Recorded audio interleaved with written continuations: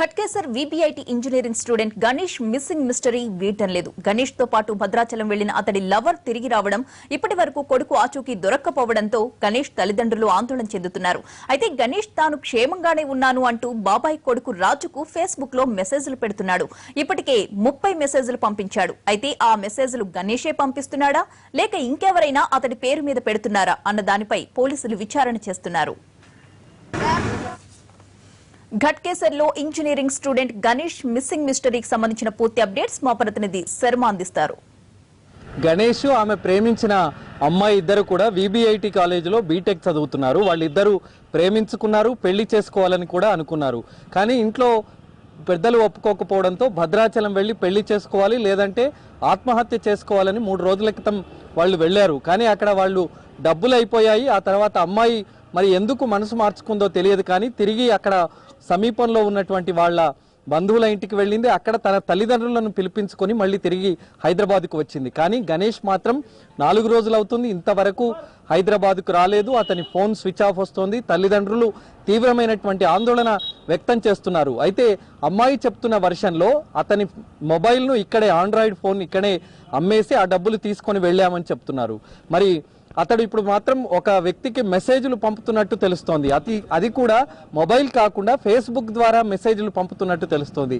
ఆ మెసేజ్లో అమ్మాయికి సంబంధించినటువంటి అన్ని విషయాలను అందులో పొందుపరిచాడు. ఆమె ప్రెగ్నెంట్ కాబట్టి ఆ ప్రెగ్నెంట్ అన్నందువల్లే తనను బాగా టార్చర్ పెట్టి భద్రాచలం తీసుకువెళ్ళింది. కానీ మళ్ళీ మోసం చేసి హైదరాబాద్కు తిరిగి వచ్చింది అనేటువంటిది ఆ మెసేజ్లో సారాంశం. మెసేజ్ కూడా చాలా అనేక రకమైనటువంటి అనుమానాలు వ్యక్తమవుతున్నాయి.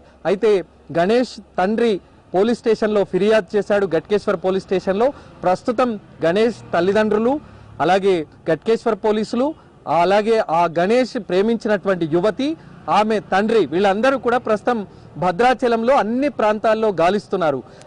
మొదట ఒక కృష్ణ దేవునికి సంబంధించినటువంటి ఒక సత్రంలో వీళ్ళు ఉన్నట్టు తెలుస్తోంది. ఆ తర్వాత మరి అక్కడి నుంచి వేరే లాడ్జికి ఏమైనా మారాడా, మరి దేవుని సత్రాలు చాలా ఉన్నాయి కాబట్టి అందులో ఏమైనా తలదాచుకున్నాడా? ఇప్పటికే ఘట్కేశ్వర్ పోలీసులు అనుమానాస్పద స్థితిలో ఈ వ్యవహారం ఉందన్న అక్కడ పోలీసులతో కూడా మాట్లాడారు. అక్కడ ఈ 2-3 రోజుల్లో ఎవరైతే మృతి చెందారో దానికి సంబంధించినటువంటి డెడ్ బాడీలను కూడా గణేష్ ఫోటోతో పోల్చి చూసినటువంటి పరిస్థితి, కానీ అలాంటిది ఏమీ జరగలేదు అనేటువంటిది పోలీసులు చాలా క్లారిటీగా తెలుసుకోగలిగారు. మరి ప్రస్తుతం మాత్రం ఆ భద్రాచలం ఏరియాలో పూర్తిగా స్థానిక పోలీసులతో కలిసి గట్కేశ్వర్ పోలీసులు 2 కుటుంబాలు, గణేష్ కుటుంబ సభ్యులు అలాగే అతను ప్రేమించినటువంటి యువతి కుటుంబ సభ్యులు కూడా ప్రస్తుతం ఆ ప్రాంతంలో పూర్తి స్థాయిలో గాలిస్తున్నారు. అతనికి సంబంధించినటువంటి బంధువులు ఇక్కడ ఉన్నారు, వారితో మాట్లాడదాం. ఏంటి ఆ రోజు కంప్లైంట్ ఇచ్చారు, ఏం చెప్పారు తండ్రి? అతను ఫోన్ ద్వారా వచ్చినటువంటి సమాచారం ఏంటి? కాలేజీ నుంచి వాళ్ళ సారోళ్ళు, కాలేజీ సారోళ్ళు ఫోన్ చేశారట. ఫోన్ చేసి బాబు మీ అబ్బాయి వచ్చాడు అని అడిగితే అబ్బాయి రాలేదు సార్ అని చెప్పి అతను మా అబ్బాయి వాళ్ళ తండ్రి చెప్పాడు. చెప్పిన తర్వాత అబ్బాయి వాళ్ళ తండ్రి చెప్పిన తర్వాత మరి ఏమైంది మా అబ్బాయి ఏమైంది సార్ అని అంటే నేను మళ్ళీ ఒక 10 మినిట్స్లో కాల్ చేస్తాను అని చెప్పి చెప్పాడట. చెప్పిన తర్వాత మళ్ళీ కాల్ చేయలేదు. 10 మినిట్స్ తర్వాత మళ్ళీ వీళ్ళే కాల్ చేశారు. సార్ ఏమైంది అని అంటే మీరేం కంగారు పడకండి, అబ్బాయి ఏం కాలేదు, అమ్మాయి ఉన్న అబ్బాయి ఇద్దరు భద్రాచలం వరకు వెళ్ళారట. అమ్మాయి వాళ్ళకు దొరికిందంట, వాళ్ళ అమ్మాయిని తెచ్చుకోవడానికి వాళ్ళు వెళ్ళారు. మీ అబ్బాయి మీకు ఇంటికి తిరిగి వస్తాడని చెప్పారు. అయినప్పటికీ కూడా ఆ రోజు రాలేదు. 6వ తారీఖు రాకపోయేసరికి మేము 7వ తారీఖు మార్నింగ్ వచ్చి ఇక్కడ కంప్లైంట్ చేశారు. వాళ్ళు కంప్లైంట్ చేస్తే సార్ వాళ్ళు కూడా చేసిన తర్వాత అమ్మాయి అయితే రాని, అమ్మాయి వచ్చిన తర్వాత మనం మాట్లాడదాం అని చెప్పేసి అమ్మాయి వాళ్ళ తల్లిదండ్రులు కూడా కాల్ చేశారు. సిఐ గారు, ఎస్ఐ గారు కూడా కాల్ చేసి మాట్లాడితే మేము అమ్మాయిని తీసుకొని వస్తున్నాం సార్ అంటే సరే మీరు రండి, వచ్చిన తర్వాత మాకు కలవండి అని చెప్పారు. వాళ్ళు నిన్న ఉదయాన్నే వాళ్ళ అమ్మాయిని తీసుకొని నిన్న ఉదయాన్నే పిఎస్కి వచ్చారు. పిఎస్కి వచ్చిన తర్వాత అమ్మాయిని పరిశీలించి వాళ్ళు అడిగారు. సిఐ వాళ్ళు మొత్తం తెలుసుకున్నారు అసలు ఎత్తపోయారు ఏంటి అంటే నన్ను బెదిరించి బలవంతంగా తీసుకెళ్ళాలని చెప్పారు. కానీ అది నిజం కాదు. ఏదేమైనా ఇప్పటికీ ఇద్దరు పెళ్లి చేసుకోవడానికి పోయారు. కానీ పోయిన తర్వాత అక్కడ అమ్మాయి మోసం చేసి అబ్బాయిని డైవర్ట్ చేసి అమ్మాయిని తీసుకొని వాళ్ళ తల్లిదండ్రులు వచ్చారు. అబ్బాయి మాత్రం ఆసుకి లేదు, ఇప్పటివరకు కాల్ లేదు, మాట్లాడడం లేదు, ఇంతవరకు అసలు ఎక్కడున్నాడు కూడా తెలియదు మాకు. అది పరిస్థితి. అంటే ఇప్పుడు మీ వాళ్ళు అందరూ కూడా అక్కడ వెళ్ళి గాలిస్తున్నారు. ఇప్పుడు సారోళ్ళు ఎస్ఐ గారిను మన కానిస్టేబుల్ ఇచ్చి తోలారు. ఇలా ఉదయం 4 గంటలకి సారోళ్ళు వెళ్ళారు. సారోళ్ళతో పాటు మా వాళ్ళు కూడా వెళ్ళారు. మా వాళ్ళు ఒక 4-5 మెంబర్స్ వెళ్ళారు. సారోళ్ళు వెళ్ళారు. అక్కడ భద్రాచలంలో వెతుకుతున్నారు. మీరు మొన్న వెళ్ళారు కాలేజ్ దగ్గరికి, ఏం జరిగింది? వాళ్ళు ఏం చెప్పారు? కాలేజ్ వాళ్ళు అక్కడ మెసేజ్ వచ్చిందని వీళ్ళు మన పిల్లగారిని తరఫు నుంచి వాళ్ళ ఫాదరు ఇంకొక 10 మెంబర్స్ వచ్చారు. తన లింగస్వామి గారు కూడా వచ్చారు. మేము అందరం కలిసి పోలీస్ స్టేషన్ నుంచి కాలేజీకి వెళ్ళాం.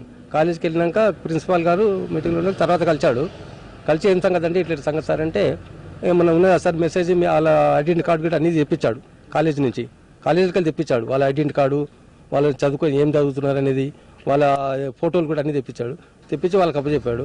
వీళ్ళు ఏం చెప్పారంటే అబ్బాయిల తరపున వాళ్ళ ఫ్రెండ్ ఎవరో మెసేజ్ చేశాడు ఇట్లా ఉన్నాడని, పొద్దున మేము మాట్లాడని చెప్పాడు సార్. ఇప్పుడు తర్వాత మళ్ళీ ఫోన్ స్విచ్ ఆఫ్ చేశాడు అని, మీకు ఏమైనా తెలిసామని మేము కాలేజీకి వచ్చాం సార్ అని మేము చెప్పినట్టు అందరం వెళ్ళి చెప్తే ఆయన చేస్తే ఆ ఫోన్ స్విచ్ ఆఫ్ వచ్చింది.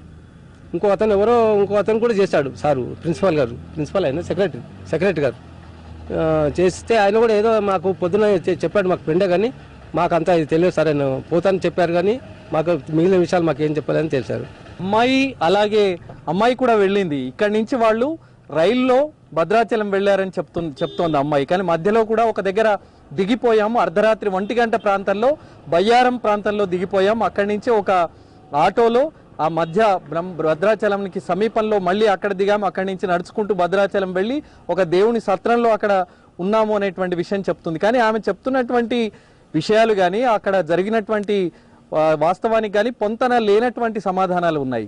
మరి పోలీసులు అయితే వెళ్ళారు, ప్రస్తుతం భద్రాచలం ప్రాంతంలో పూర్తిగా పరిశీలిస్తున్నారు, గాలిస్తున్నారు. గణేష్ ఎక్కడ తలదాచుకున్నాడు అనేటువంటి విషయానికి సంబంధించి మరి ఏం క్లారిటీ వస్తుంది అనేటువంటిది మనం చూడాల్సి ఉంది. Vote studio.